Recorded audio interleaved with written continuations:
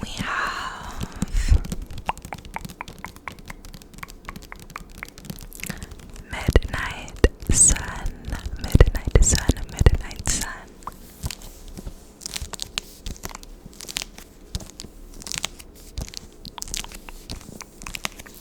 By Stephanie Meyer. Stephanie Meyer. I love the sound that this cover makes. So this book is Twilight, but from Edward's perspective. I read half of this book 2 years ago, and then I stopped because it's a very thick book, very thick.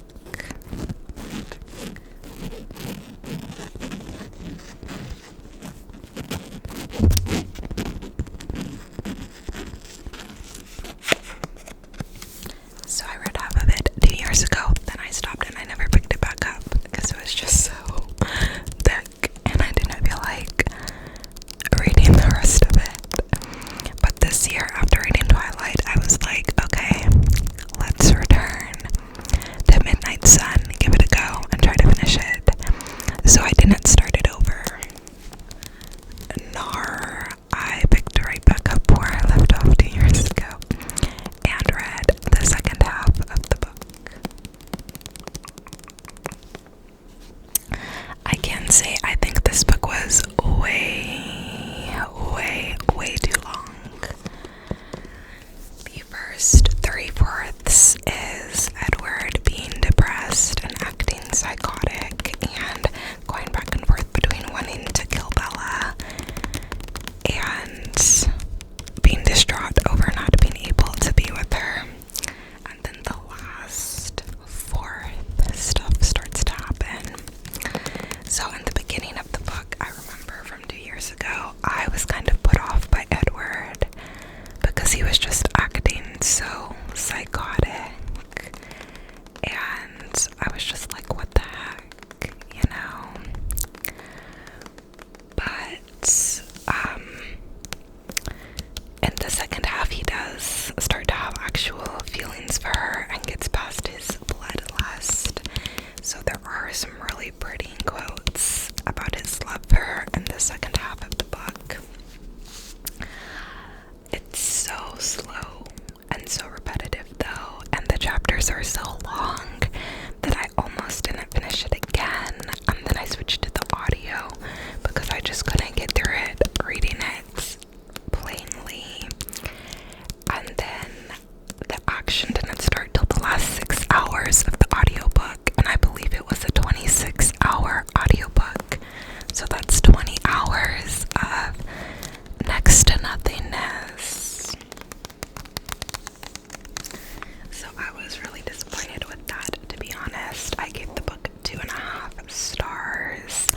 I did like the baseball scene from the vampire's perspective. I did like when he read Jacob Black's dad or uncle or whoever it was mind, and we got to learn some of the werewolves' minds and fears about the vampires coming back. I did like the look into like Alice and Jesper and his other vampires' family's minds, since obviously we don't get that from Bella's perspective. She doesn't know what they're thinking. So I really enjoyed all of that, but I thought this book was way too long and way too repetitive, and the first half of it really made me not care for Edward. So yeah, definitely a bit of disappointment after reading Twilight and enjoying it so much back in October.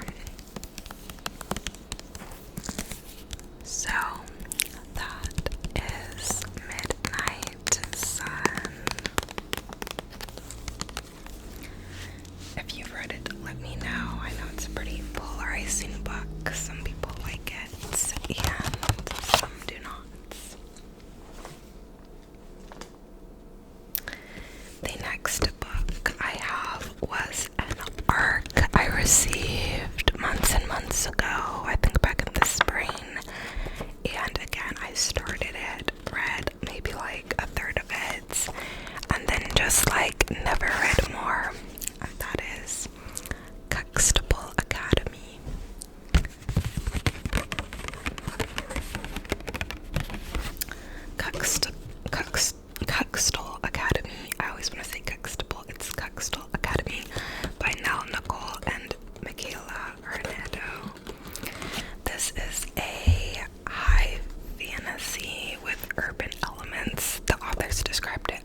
urban fantasy, but it doesn't feel like an urban fantasy to me because there are like goblins and there's all this stuff. Like the only thing, it's not even set in the human world as far as I can tell. The only thing that's like similar to the human world is that they're like going into school and they have this like mafia type fantasy thing going on.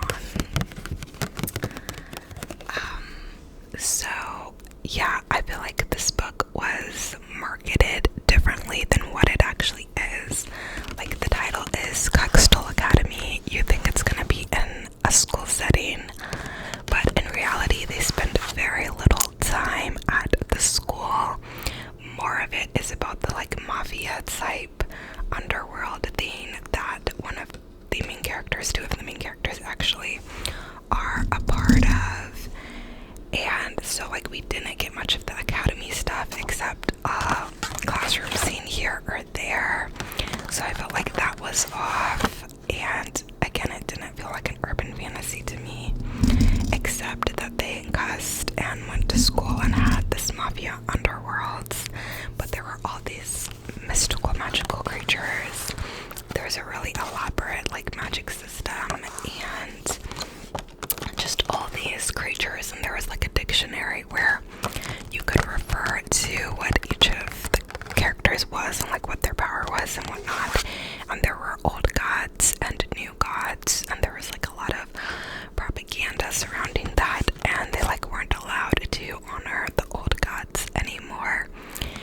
And there was like a mystery with her aunts like working in a lab and then having a mysterious death.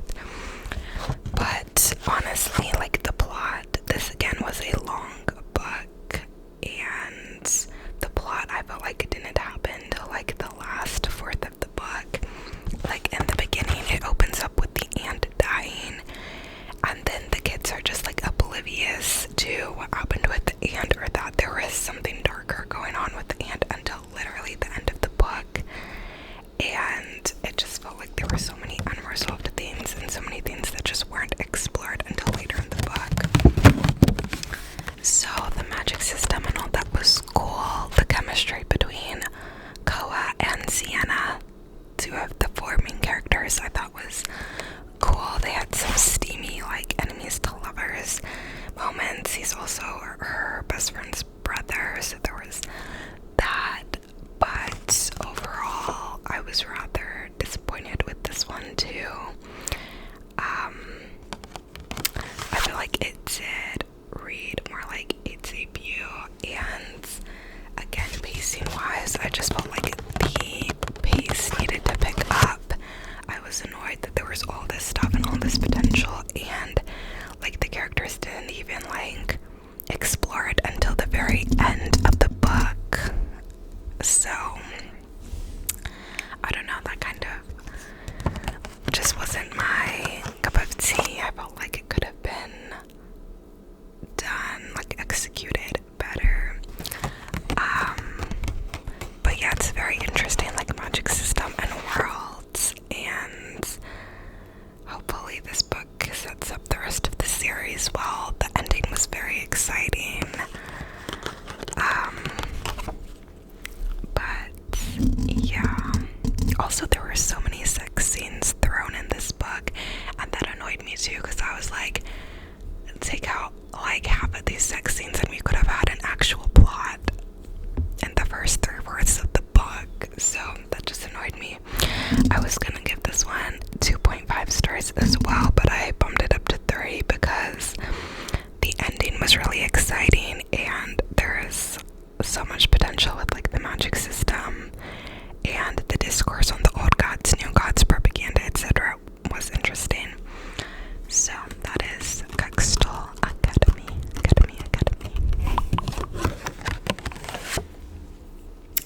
And then I met my goal of finishing the Harry Potter books in 2024 in December. So I listened to the audio for the Half-Blood Prince, and wait, that's not the first one I listened to. The first one I listened to in December was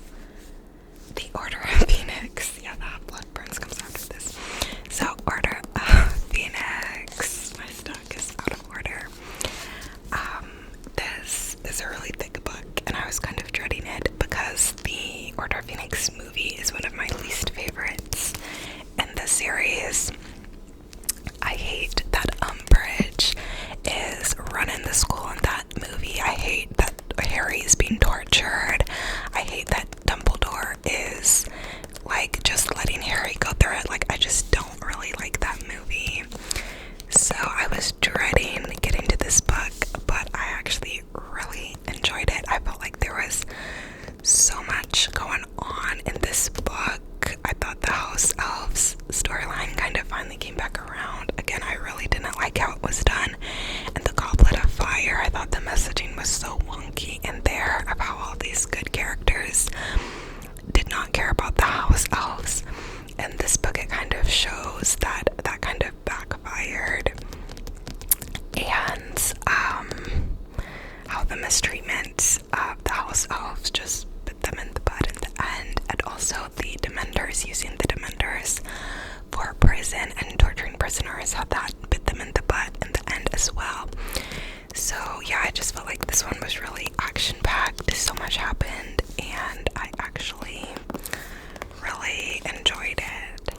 I liked when they got together, their group, and Harry was like teaching them like defense against the dark arts, since Umbridge wouldn't let them practice anymore, so they met in secret. And Dumbledore's showdown was pretty cool. It was different than in the movie. Like, he actually stopped and talked to them in the book. But yeah, Dumbledore's like a takedown at the end where he was like, oh, don't want to hurt you, but I will. Like, that was pretty cool. Although overall I did kind of dislike Dumbledore in this because he just did Harry so dirty. But yeah, and then Sirius, the stuff with Sirius was so sad. And when Harry has the scene where he like cannot come to terms with something that's happened, and he keeps being like, what? No, like, it can be, like, in his mind, he keeps like telling himself that what's happened hasn't happened, and that like it's gonna work out any second, or he's gonna, see whatever any second. And you can see how he's like in denial, and it was just done really well. So yeah, really enjoyed Order of Phoenix. Then I listened to the audio for the Half-Blood Prince. I also like watched the movies while I listened to these or read these, which was so fun too, because then I got to compare the movies and the books and see what I had just read about like coming to life on the screen. So that was really fun.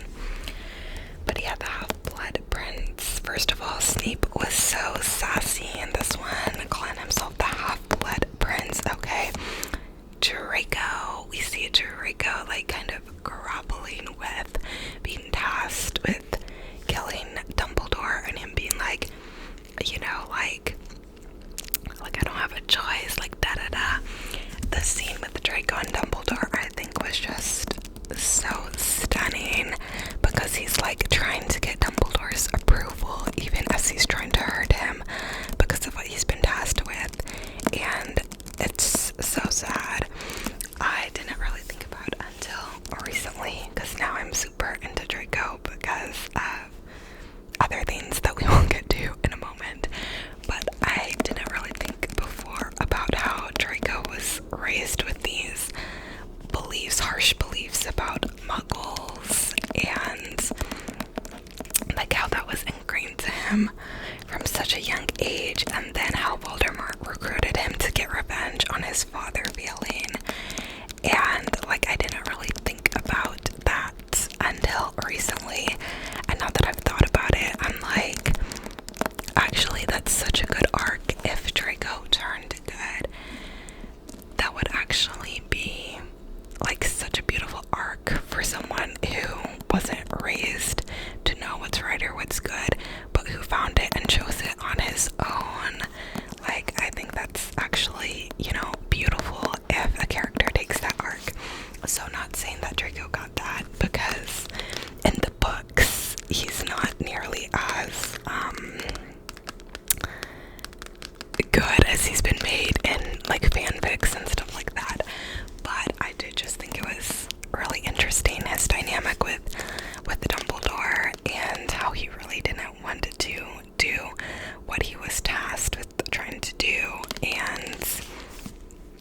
yeah, I just thought the Draco stuff was one of the more interesting storylines in the piece.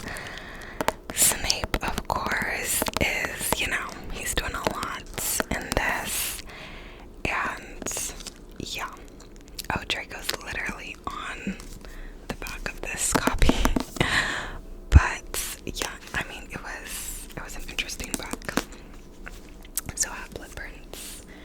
And then of course we have The Deathly Hallows, the last book in the series. This of course is where it all comes to a head. In this book we see Dumbledore as a really flawed character. We see his background, how he was friends with this person he eventually had to defeat, who was basically like the OG Voldemort, who was so horrible towards the Muggles and whatnot. So you see all his mistakes and his like family and old friends like saying he basically wasn't a great guy. So you kind of see the downfall in the public perception of Dumbledore, and you also see that he was willing to lead Harry to the slaughter. So Dumbledore's sort of humanizing arc was different. Snape also has a huge arc in this book, and you see how things are not what they seem, and you see the ways in which Snape was capable of love and devotion and loyalty, and how much he cared for Harry Potter's mother despite his beef with Harry's father. So that was really interesting. I did feel like this book started to drag towards the end, and the explanation of how everything like works and how the final battle went and like how the Horcruxes worked, whatever, like that was confusing. I feel like with Harry and Voldemort and the ins and outs of how that battle was finished, I felt was confusing personally. But yeah, Dobby, oh my gosh, Dobby, Dobby has one of the best arcs in the series as well, and Dobby was so heart-wrenching. But yeah, I don't know, it was definitely an action-packed conclusion. I really didn't like the end though, like literally, no spoilers, but after although this is super popular, I feel like everyone knows what happens by now, but after the final battle and everything's said and done, when Harry's literally like, where's Creature? I want him to make me a sandwich.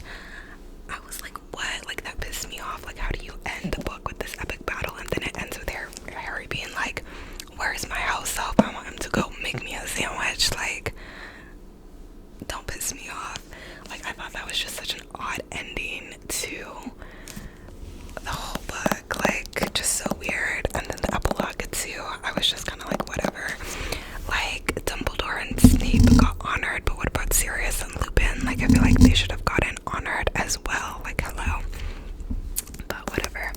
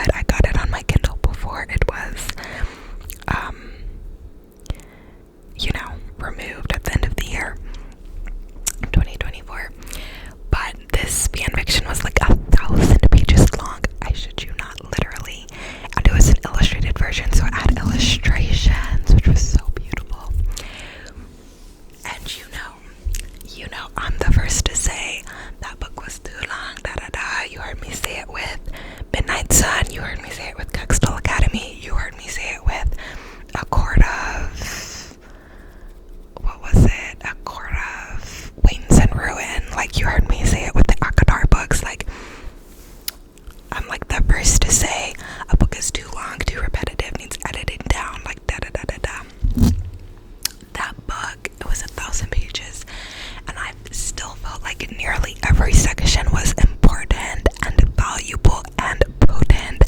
Like, I did not care that it was 1,000 pages. I was eating every section up, okay? Like, that is so uncharacterized for me. But no, I ate this shit up. And in the beginning, it's so dark, and in the beginning I was really like, what the fuck? I was like, I don't know if I can get behind this. Okay, then you get to the flashbacks. Well, actually, before the flashbacks, you start to see things being happy as they seem. Like, then you get to the flashbacks. Then there's like 20 chapters for the flashbacks. The flashbacks are so stunning. It's like the most beautiful thing ever. And then you get the after the flashbacks, and it's so heart-wrenching. And yeah, this plot was phenomenal. Draco and Hermione went through the absolute most. Like, they went through the most. Like, this is an extremely dark book. They are tortured so many times. Voldemort is terrible, and at points Draco at points is terrible trying to survive under Voldemort, and Hermione is clashing with Harry and Ron, but mostly Harry in this book, because she wants them to use dark magic to vanquish Voldemort, and he's like, no, I can't, I won't. And she's like, you don't understand, I see the toll of this more than you, because she's a healer, so she's seeing the effects of people. So they're bringing all these people wanting her to heal them, but not valuing what she's having to say about the destruction that she's seen firsthand time and time again. And yeah, it was just phenomenal. The premise, the plot, like, everything was phenomenal. Extremely, extremely, extremely dark. So, like, I would say definitely look at trigger warnings before reading this, or reading the new version of this that will be published. But yeah, I thought this was phenomenal, and now I have gone down the Dramione rabbit hole. So I literally created a want to read list on my Fable that literally has 20 Dramione fanfiction books that I want to read now. But yeah, I'm actually obsessed, and towards the end of this book, I was like, I will be so pissed off if they don't have at least some semblance of a happy ending, because they suffered this whole book, okay? But now the ending to me was a positive ending. There were still some heart-wrenching things, but to me it was a positive ending. And so I was like, okay, because I don't think I could have taken if there wasn't, you know, a mostly somewhat happy ending in the end. Like, I'm just saying. But most of the other characters from the original series are dead, or do end up dead by the end of the book, and that's literally in the summary, and the plot summary. So you should know that going into it. If you have other favorite characters from the series, they will most likely not be okay in this book, okay? But yeah, so good. Obsessed. And I will be reading more Draco Hermione fanfiction in the future. Okay, and we're down to our last two fantasy books. So I did finish The Prisoner's Throne at the beginning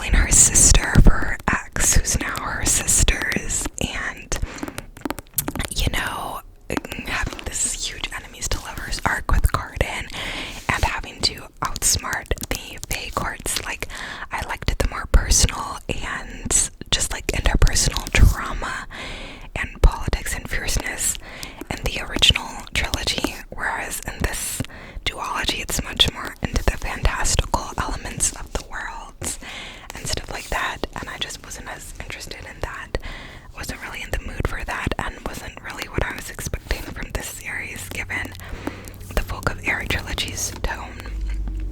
With that being said, it's still written well, and I still love Oak and Seren. And June and Garden have some really cute cameos in this book, where we get to see stuff about their reign and whatnot. But yeah, overall, I think this was my least favorite out of the books set in Elfheim so far, not including Taryn's short story, because I don't like Taryn. So, yeah. And then the last fantasy book I read was A Court of Frost and Starlight. I listened to this one, and I listened to this one as well. This A Court of Frost and Starlight is a novella in the Akadar series. It's kind of seen as like a holiday novella. They're celebrating like the winter solstice, so it's not Christmas, but you know, it's like that time of year, so a lot of people consider that to be like a holiday novella. I want to say it was like 6 or 9 hours, or I don't know. No, 9 would have been too long. Was it 9? I don't know, but it's like a novella. And the plot was pretty much just they're getting ready for this, you know, solstice celebration. They're trying to get people to like them again, because all these people hate them currently because they're mad at them for making them fight in the war, basically. So they're dealing with unrest there, and then in their personal lives, Feyre is trying to resolve things with Nesta, because Nesta's still being a bitch to Feyre. And yeah, that's pretty much it. I didn't really care for the storyline with them trying to, you know, make everybody not hate them anymore from the war. I didn't care for Nesta still being Nesta. And yeah, the only thing I liked about this book, not to be mean, but was I liked Reese. I liked when he was like, I'll never forget how Nesta treated Feyre. I was like, me too. I liked him, and I also liked that Feyre went back to painting in this novella. I know some people think it's like dumb or stupid or whatever, but I actually feel like it's very just like valuable to see her going back to something she loves. And I think so often women's hobbies and interests are downplayed or seen as ridiculous, unimportant, stupid, whatever. And it's like, no, we should be able to exist and have fun and do things simply because we enjoy doing them. And yeah, so I actually liked seeing Feyre go back to something she loved and something that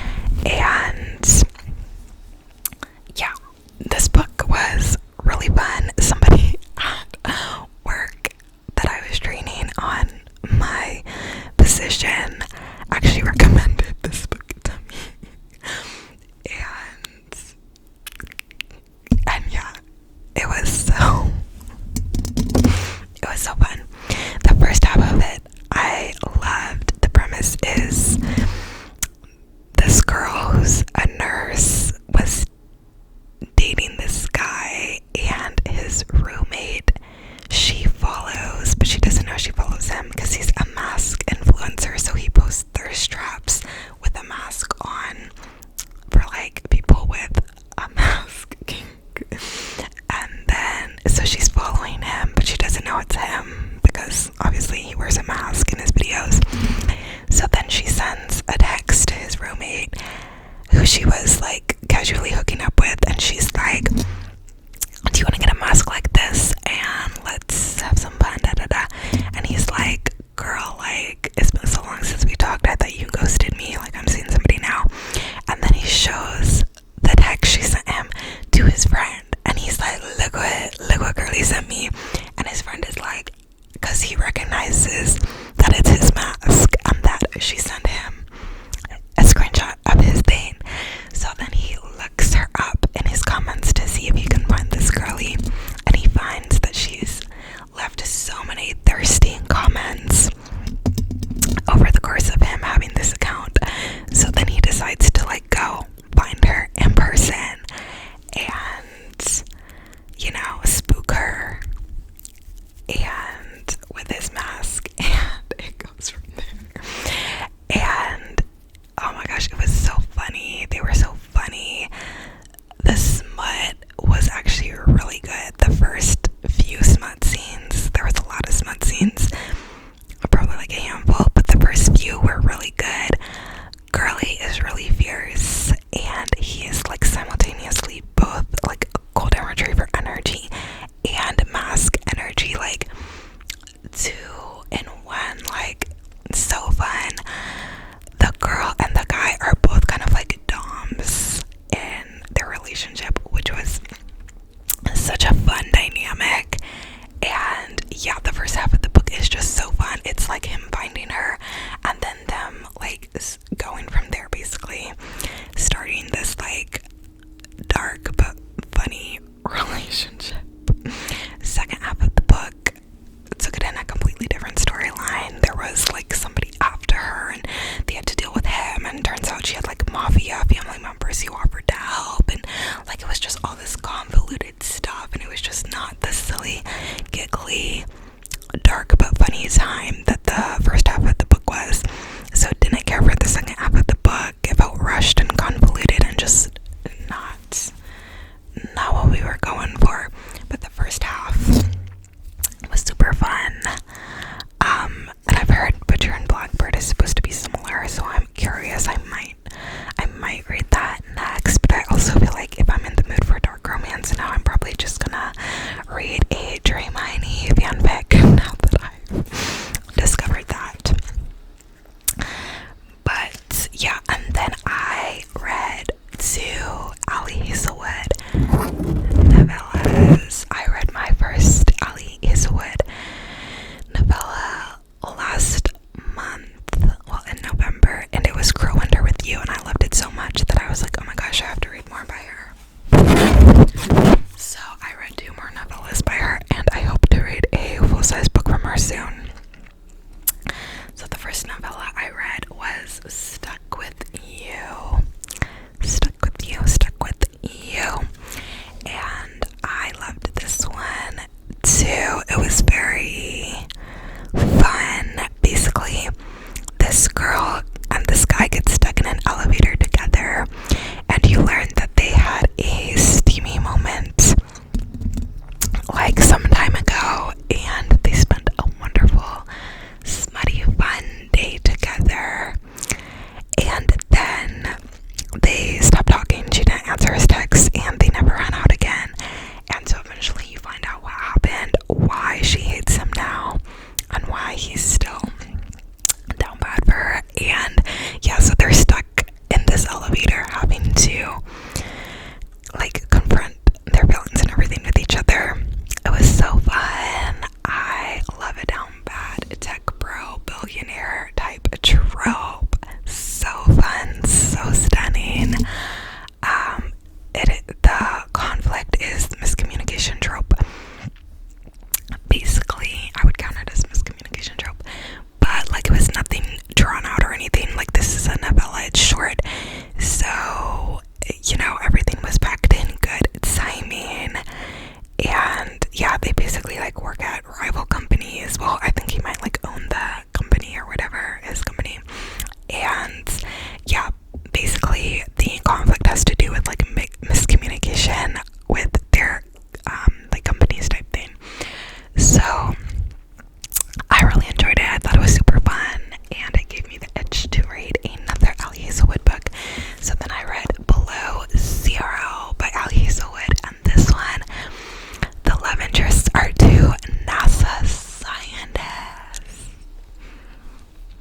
amazing. So it goes back and forth between 2 time periods, and the one is this NASA scientist stranded like in the Arctic or something, or Norway or whatever, and this other NASA scientist like coming to find her.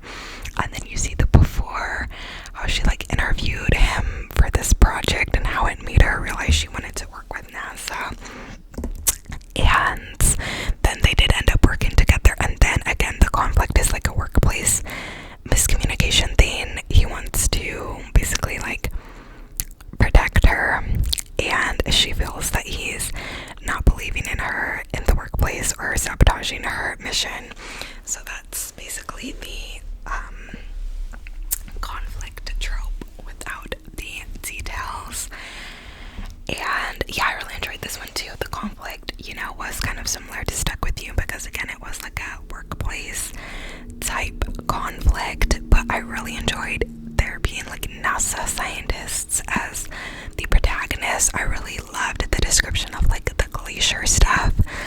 Stunning. I'm so fascinated by space, but also like glacier stuff and stuff like that. So I thought seeing this like in a romance was so fun, so stunning.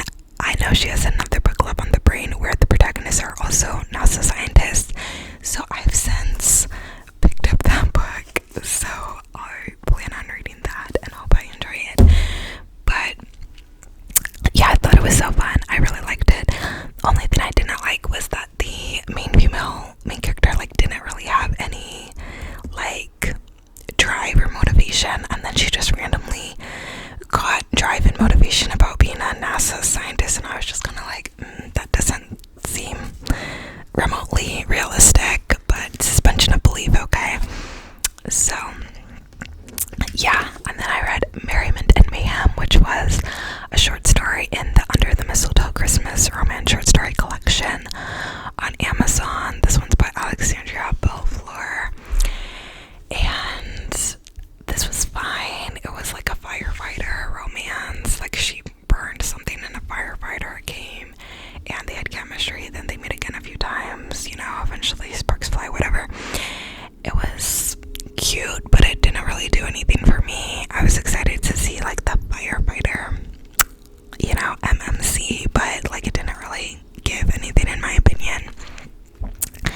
And then I read a few short stories in the Obsessed with Her collection by Isla Chow.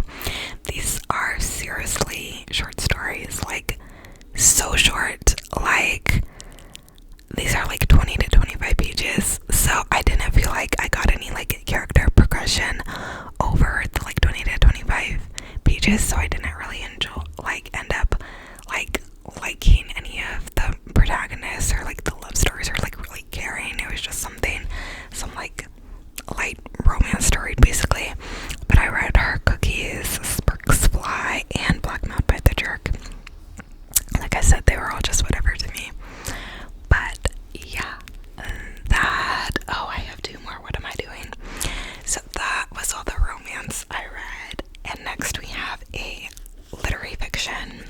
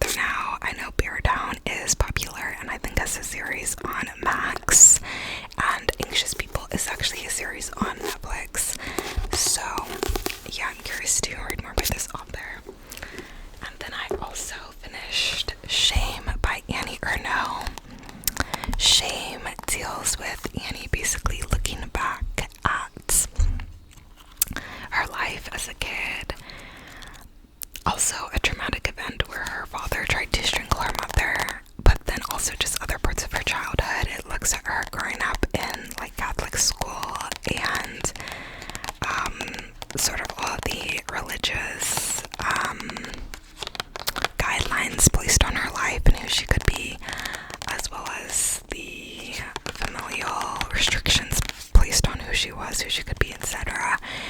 And I found this really interesting. I found it really relatable, her looking back and seeing how many things seem strange to her as an adult, or as someone who's learned to think for herself.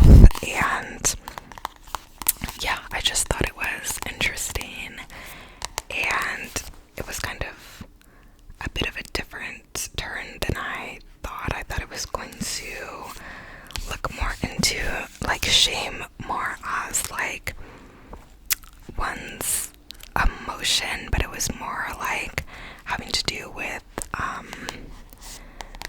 sort of your like environment and how that affects you and shapes what you believe, how you act, who you are, etc. But yeah, I thought it was really interesting, and